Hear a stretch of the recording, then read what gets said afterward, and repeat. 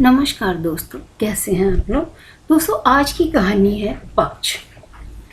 भाभी उठो भाई, भूख लगी है। कुछ खाना वाना मिलेगा क्या? सब कुछ मिलेगा सौम्य, सब तेरी पसंद का बनाया है। बस थोड़ी देर और रुक जा। आज का एपिसोड बड़ा खास है। अभी कुछ मत बोल। टीवी के स्क्रीन को गौर से ताकती मधु भाभी को देख उनका देवर सौम्य हंस दिया। भाभी चिंता मत करो, आज सस्पेंस नहीं खुलेगा। देखना कल ही पता चलेगा कि हम सकल सौम्या और नव्या अलग अलग नहीं है बल्कि एक ही हैं। सौम्यत ने चल रहे टीवी सीरियल की टांग खिंचाई की तो मधु चिढ़कर बोली, अरे चुप कर, अब जरा भी आवाज़ आई तो देखना। 3-4 दिन के लिए आए अपने भाई सौम्यत और अपनी पत्नी की मीठी नोक-झोंक देखकर मुस्कुराते हुए रोहन घड़ी की ओर देखते हुए बोले, अपनी भूख को काबू में करो सौम्यत, तुम्हारी भाभी 9:30 से पहले नहीं उठने वाली। हाँ चाचू, पापा सही कह रहे हैं, मम्मी 20 मिनट बाद ही उठेंगी और खाना देंगी। 2 बार झिड़की खाया रोहन और मधु का 12 साल का बेटा आरव भी अपनी मम्मी के पसंदीदा टीवी सीरियल खत्म होने के इंतजार में था। खाने की टेबल पर मधु के सीरियल प्रेम को लेकर हंसी मजाक चलता रहा। सरला जी अपने दोनों बेटों और बहुओं की बातों में बिना दखल दिए चुपचाप गपशप और खाने का लुत्फ उठा रही हूँ। तभी मधु सरला जी से बोली, मम्मी आप तो मेरी तरफ से कुछ बोलो। यह सुनकर सरला जी हंसकर कहने लगी, क्या बोलूँ? सच कहूँ तो मेरे बस का नहीं है इन सीरियलों में होने वाला अतिवादिता को समझना। संतुलित व्यवहार है ही नहीं। सब अच्छा है तो बहुत अच्छा और बुरा है तो बस पूछो मत। जितने दिनों में हमारे घर की शादी निपटती है उससे 4 गुना समय में ये धारावाहिक ले लेते हैं। शादी की रस्मों में हर पग पर बाधाएं अड़चन जान अटकती है। सो अलग। सरला जी के कहने के अंदाज में मधु समेत दोनों बेटे बहू हंसे। तभी मधु बोली, मम्मी अब आप तो कहो, मेरा तो एक दिन नहीं पार होता इनके बिना। हाँ तो देखना, तुझे किसने रोका है भाई, सत्संग वाली उम्र है मेरी, तुम लोगों की थोड़ी है ना। सरला जी के जवाब पर मधु ने चहकते हुए कहा, देखा मम्मी भी मेरे टीवी देखने को सपोर्ट करती हैं। वैसे भी ज़्यादा कहाँ देखती हूँ, बस रात को 8 से 9:30 और सुबह 10:30 से 12 तक टीवी पर कब्जा करती हूँ। रात के 9:30 के बाद के सीरियल पर पाबंदी तो मैं खुद ही लगा देती हूँ, क्योंकि आरब का समय से खाना खिलाना और सुलाना पड़ता है। इसमें रिपीट टेलीकास्ट सुबह देखना पड़ता है। मधु की सफाई पर सब हंस पड़े। टीवी के प्रोग्राम पर चर्चा हुई तो सौम्यत मायूसी से बोला, वहाँ तो दिया ना तो खुद टीवी देखती है ना मुझे देखने देती है। 10:30 बजे घर में कर्फ्यू सा लग जाता है। जब से उसने जॉब शुरू की है तब से मेरी सामत आ गई है। सौम्यत ने उलाहने पर रोहन भैया ने दिया कि जॉब करने के निर्णय का पक्ष लिया, जबकि मधु ने कैरियर वूमन के जीवन में आने वाली चुनौतियों पर निष्पक्ष बात करके कुछ हद तक सौम्यत को समर्थन किया था। चर्चा ने दूसरा रुख ले लिया। कुछ दिनों के लिए अपनी मां को अहमदाबाद ले जाने आए सौम्यत के ये 3 दिन भाई भाभी के साथ गपशप व सैर सपाटे के बीच खूब बढ़िया बीते। एक हफ्ते पहले जब सरला जी का फ़ोन करके सौम्यत ने कुछ दिन उनको अपने साथ रहने के लिए कहा था तो उन्होंने उसके आग्रह को तुरंत स्वीकार कर लिया था। वैसे भी साल में एक बार वह बड़ौदा से अहमदाबाद चली ही जाती है। इस तरह दोनों बेटों के पास समय गुजरने का मौका मिल जाता है। लेकिन इस बार सौम्यत ने दिया के बारे में पूछने पर हाँ अब सब ठीक है, कुछ ऐसी उदासीनता से कहा कि वह आशंका से घिर उठी।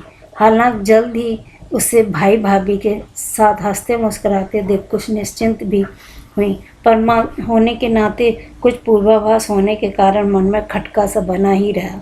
बड़ौदा से अहमदाबाद की यात्रा के दौरान सरला जी ने बातों बातों में सौम्यत के मन की था ली।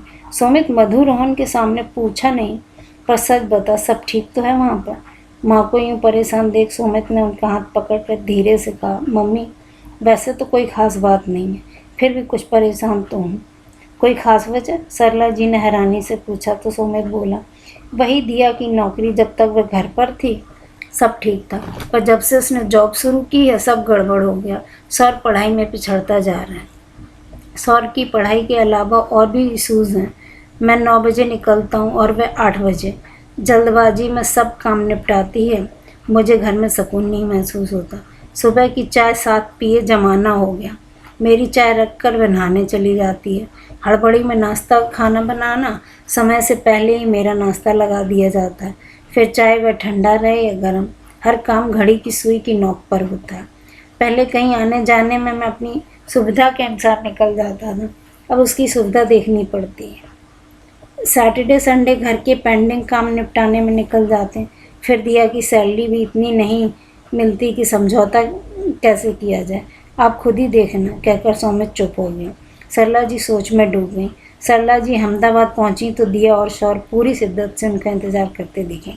घर में रौनक थी। दिया ने अपनी सास की पसंद का खाना बनाया, ढेर सारी बातें की और दिनों की अपेक्षा वे देर से सोए। कुछ संकोच से बातें ही बातों में दिया के बदले रूटीन और समय भाव के चलते फेरबदल के बारे में उन्हें खुद ही अवगत कराया। सरला जी कुछ बदली दिनचर्या के साथ सामंजस्य बिठाते हुए उसे ध्यानपूर्वक देख रही थी। घड़ी की सुइयों के साथ वह समय से पहले ही आने वाले काम को निपटा देती। रात को 10 बजे तक वह सौर का बैग, यूनिफॉर्म, सुबह के ब्रेकफास्ट के साथ खाने की तैयारी तक कर डालती। सुबह आँख खुलती तो वह दिया की साड़ी बांधते तैयार होते देखती। पिछली बार जब वे आई थी तो उन्होंने दिया के साथ बड़े फुर्सत के पल बिताए थे, पर अब तो वह सजी धजी दिया को बस देख भर पाती हैं। घर में रहने वाले सदस्यों की ज़रूरतों के पीछे भागती दौड़ती दिया को सरला कितना भी मना करती कि वह तब तक घर की चिंता ना करे, पर दिया नहीं मानती। मम्मी, ये मेरे लिए रोज़ का रूटीन है, कहते हुए नाश्ता और खाना बना कर ही जाती। मम्मी, आपको गर्म खाने की आदत है, जानता हूँ, पर दिया की नौकरी के कारण एडजस्ट। तू मेरी चिंता मत कर, वहाँ भी मधु सुबह एक बारी नाश्ता बनाकर रख देती है, मुझे कोई प्रॉब्लम नहीं है। चिंतित सौमित की बात काटकर सरला जी तसल्ली देती। दिया चली जाती तो सरला जी कोई किताब या अखबार लेकर समय बिताती। दिया शौर के आने से 10 मिनट पहले ही घर आती। शौर के आने पर वह जल्दी खाना गर्म कर देती। सरला जी कभी कभी सोचती कि किस काम को हम 1 घंटे में करते हैं वह किस तरह से 20 मिनट में निपटाया जाए, ऐसा प्रबंध ज़रूरत ही सिखा सकती है। हालांकि जल्दबाजी में कभी मेज का गंदा रहना, कमरों में धूल छूटना, वॉश बेसिन में कुछ बर्तन रह जाना या बिस्तर की चादर बिना झाड़े उसकी सलवटों में पर हाथ मारकर ठीक कर दिया जाना आम था। हालांकि ये स्थिति अधिक समय तक नहीं रहती है, कभी दोपहर तो कभी शाम। दिया घर को स्वाभाविक रूप से इन सब के बीच में अपना थकान ना छिपा पाती। कितनी भागदौड़ हो जाती है तुम्हारी, सरला जी द्वारा अक्सर कहे गए इन शब्दों को जवाब एक दिन दिया ने कुछ यूँ दिया। मम्मी, भागदौड़ शरीर की जरूर थकाती है, पर कॉलेज में पढ़ाने की अनुभूति मन मस्तिष्क को प्रफुल्लित रखने के लिए आत्मसंतोष देती है। दिया के ऐसा कहने पर उस दिन सरला जी मौन हो गई, लेकिन उन्हीं दिनों कुछ ऐसा घटा कि वह चुप नहीं रह पाई। हुआ यूँ कि उसी हफ्ते सौर के स्कूल में पेरेंट्स टीचर मीटिंग थी, तो दिया सरला जी को भी अपने साथ स्कूल ले गई। सौर की क्लास टीचर ने दोनों के सामने कह दिया, देखिए आप तो खुद ही एक टीचर हैं, आपसे क्या कहें, पर सच तो यह है कि सौर की परफॉर्मेंस बहुत ख़राब है, आप ज़रा ध्यान दीजिए इस पर। टीचर के हाव भाव कुछ ऐसे थे मानो वह दिया को ताना मार रही हूँ कि लो खुद का बेटा संभाला नहीं जा रहा है और दावा टीचर होने का। शौर की परफॉर्मेंस और अपनी सास के सामने क्लास टीचर का यूँ कहना उसे अखर गया और उसका चेहरा मुरझा गया। हालांकि मैथ्स टीचर ने समझदारी से बात करते हुए कहा, हो सकता है उसमें कुछ डाउट क्लियर नहीं हो रहे हैं, मैथ्स में प्रैक्टिस बहुत ज़रूरी है, थोड़ा ध्यान देने से सब ठीक हो जाएगा। घर पर अशांति का वातावरण बन गया। सौमित गुस्से से भरकर बोला, ये तो होना ही था। क्यों, ऐसा क्यों होना था? सौमित के सांकेतिक कथ्य विशेष पर पहले से परेशान दिया ने उखड़ कर जिरह की, तो वह चिढ़कर बोला, अब तुम मुझसे कुछ मत बुलवाओ, कुछ बोलूँगा तो तुम्हें अच्छा नहीं लगेगा। अब जब तुम्हारे पास समय नहीं है तो एक ट्यूटर रखना पड़ेगा। क्यों सौमित, क्यों रखना पड़ेगा ट्यूटर? तुमने बीटेक किया है, मैथ्स और साइंस अच्छी है तुम्हारी, तो तुम ही क्यों नहीं देखते उसे? अचानक सरला जी उनके मध्य बोल पड़ी तो दिया चुप हो गई और सौमित हैरान उनके भौचक्के से चेहरे पर नज़र डालते हुए फिर बोली, ये कहाँ की रिवायत है कि बच्चे की पढ़ाई सिर्फ माँ देखे? दिया लैंग्वेज की स्टूडेंट है और तुम साइंस के, वह बाकी सब्जेक्ट संभाल रही है, तो मैथ्स देख लो।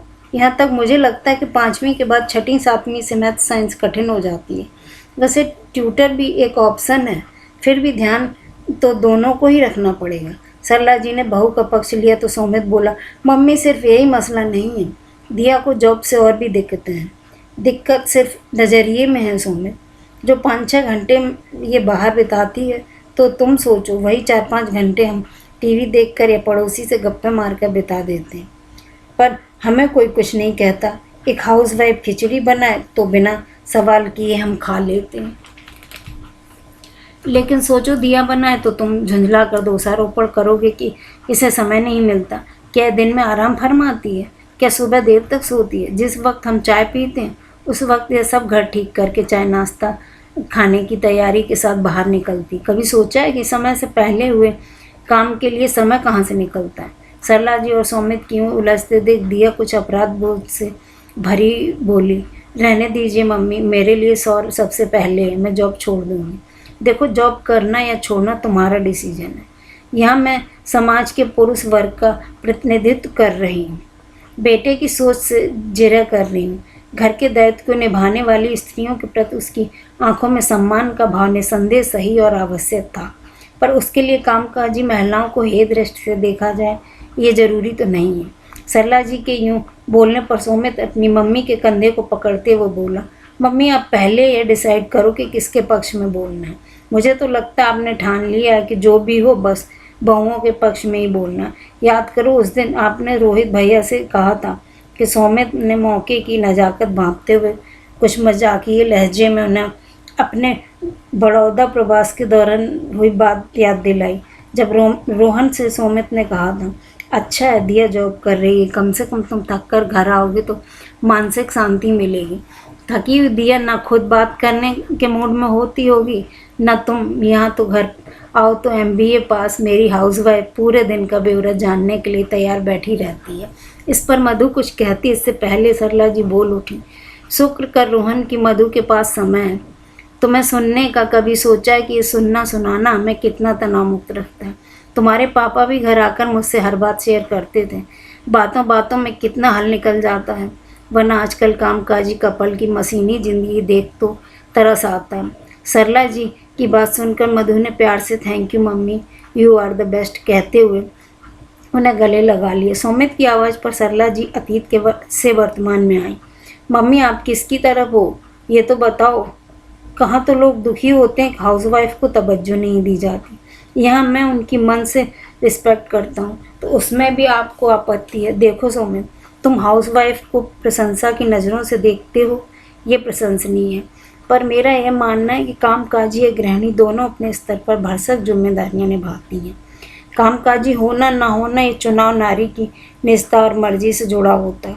ये कोई वाद विवाद का विषय नहीं है, दोनों के अपने फायदे नुकसान हैं।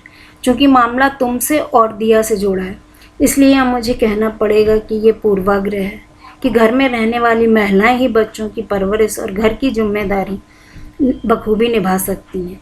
ये पूर्वाग्रह उतने ही खतरनाक है जितने कि ये घरेलू काम करने वाली महिलाएं कुछ नहीं करती, सिर्फ आराम करती हैं। दोनों आक्षेप नारी मन को ठेस पहुँचाए तो क्या किया जाए? इस तरह के आरोप को स्वीकारा जाए या गलत सोच का एहसास कराया जाए? अपनी सास के इस रूप में देख दिया अभिभूत थी। देर रात तक दिया और सुमित आपस में सलाह मशवरा करते रहे। उनकी आपसी बातचीत के बीच सरला जी ने कोई दखल नहीं दिया, क्योंकि वे जानती थीं खुले विस्तृत दृष्टिकोण से लिया गया फैसला हितकर होगा। मधु और दिया स्वतंत्र हैं कि वे अपने जीवन के अहम निर्णय को ले सकें, और उनके जीवन साथी होने के नाते सुमित और रोहन सिर्फ कमियों और का अंधेरा पक्ष देख उजाला पक्ष नज़रअंदाज करते हुए उन्हें अपराध बोध से ग्रस्त करें। वे उन्हें स्वीकार नहीं था। इस घर में विवाद टल गया तो संतोषप्रद और सुखद था। दिया सुमित समझ चुके थे कि सिक्के के दोनों पहलू देख लिया गया निर्णय ही समाधान लाता है, जबकि एक पहलू सिर्फ विवाद को जन्म देता है। दोस्तों, आप लोगों को यह कहानी कैसी लगी? ये समाज में आजकल के दौर में हर चौथे घर की कहानी है, जहाँ पे कामकाजी लोग हैं और हाउसवाइफ भी हैं। दोनों ही अगर एक दूसरे को समझ के आगे बढ़ें तो सारे हल निकल सकते हैं। अगर आप लोगों को इनमें से कोई भी लाइन या कोई भी पैराग्राफ से आप समझ सकते हैं, कोई भी पैराग्राफ आपको अच्छा लगे तो प्लीज़ लाइक कीजिए, शेयर कीजिए और सपोर्ट कीजिए। धन्यवाद।